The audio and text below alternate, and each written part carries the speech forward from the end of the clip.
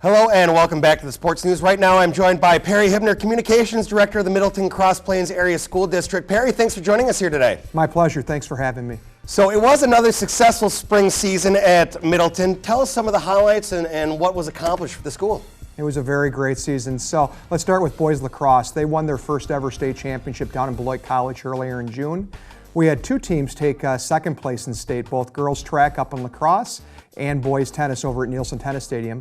Boys track finished fourth up in lacrosse as well, and boys golf finished fifth over at University Ridge. So we were thrilled with the results.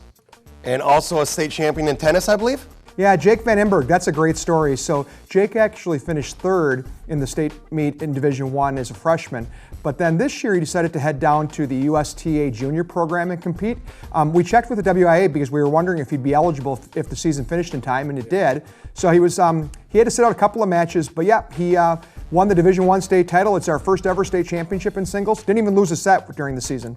Very impressive. Now, adding to that, we're working with Middleton to try to bring in more hardware.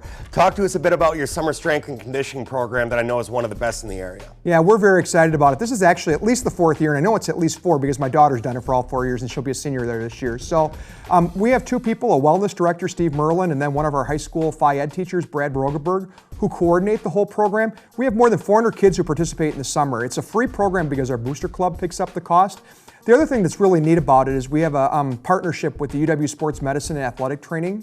So they bring in 10 to 15 interns every summer who are working with kids on not only strength and conditioning, but doing things the right way, making sure you're lifting weights properly, making sure you're making the cuts the right way. So we found it very beneficial for all of our sports, not just football or basketball, but everyone.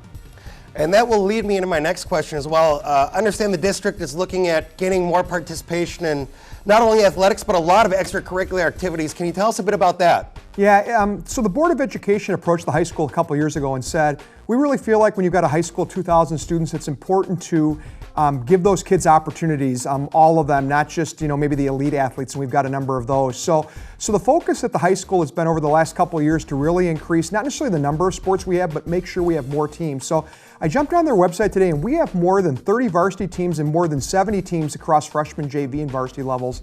In addition, maybe even more impressive, we have 50 plus clubs. I was talking with our athletic director, Bob Jors, recently, and he said, if a couple of kids come to me, we'll have a club ready to go within a couple of days. So it's very impressive. He'll be giving a presentation to the board in July.